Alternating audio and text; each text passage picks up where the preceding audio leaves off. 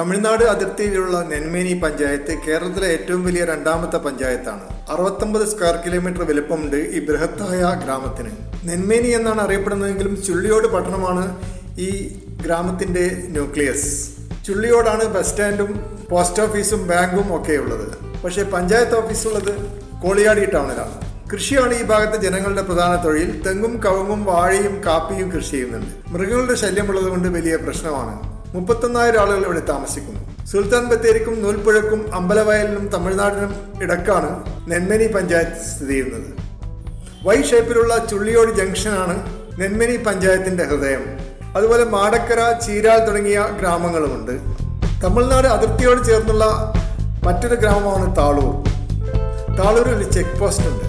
Check post കഴിഞ്ഞാൽ തമിഴ്നാട് സംസ്കാരമായി. ഒരു ദിവസം ജോലി ചെയ്താൽ 500 രൂപ മാത്രമേ കൂലി കിട്ടുകയുള്ളൂ.